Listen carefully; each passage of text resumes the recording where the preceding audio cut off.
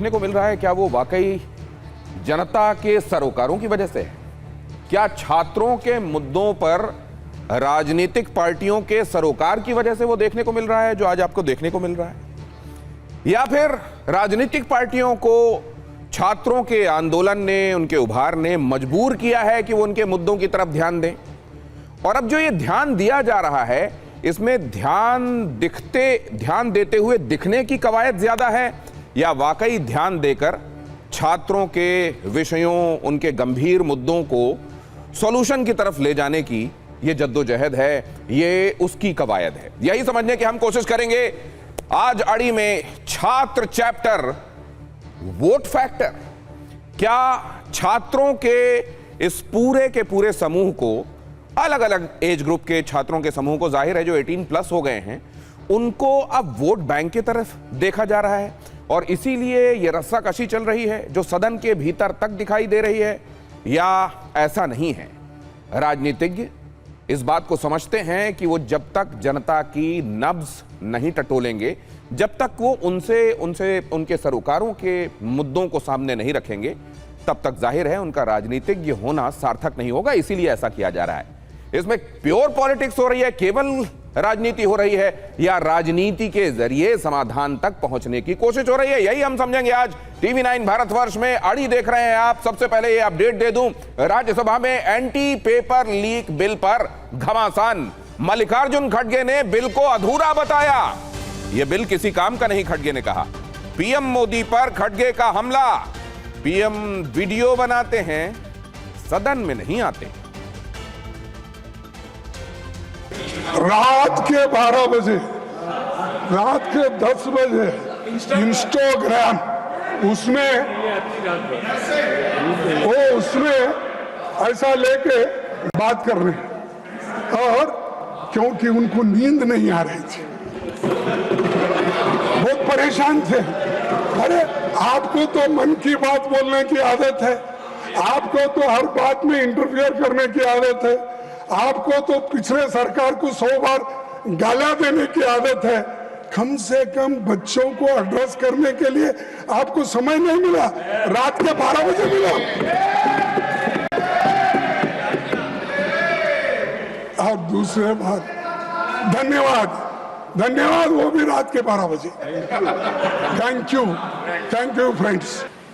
अभी public examination amendment bill 2026 में जो जहाँ चर्चा के लिए आई है, उसमें सिर्फ आंकड़े बदले हैं। मेरे पास पूरा ये है बिल, तो उन्होंने पढ़ा, वो बिल मेरे पास भी है। इसमें सिर्फ आंकड़े बदलते गए, उससे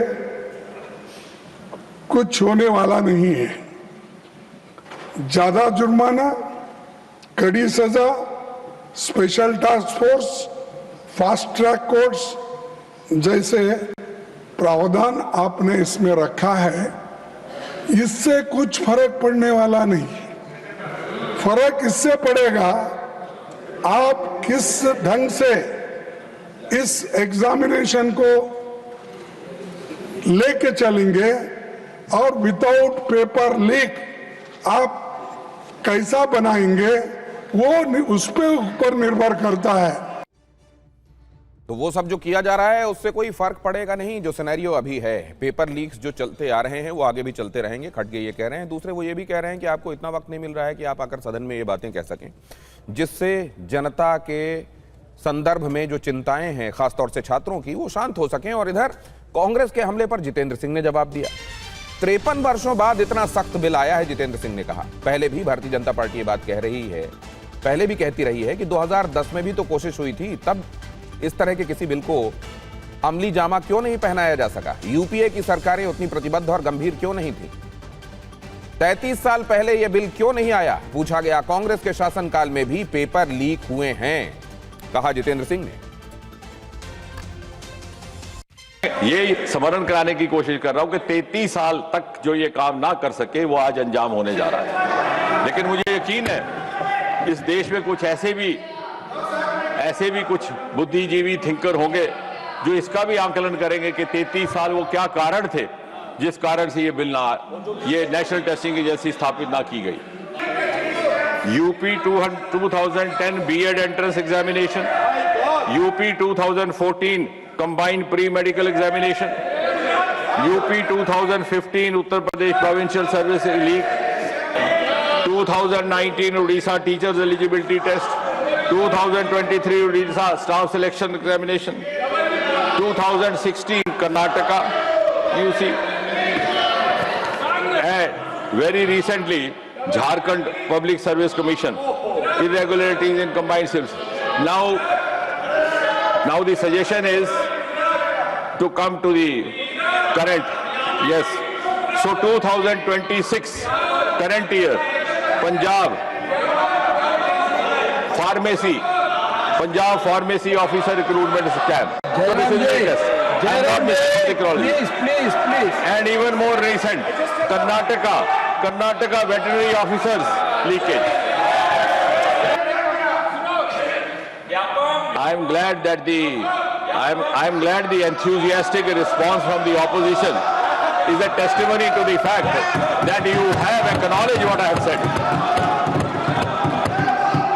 And therefore, you would also acknowledge the justification behind bringing the 2024 bill and the amendment today.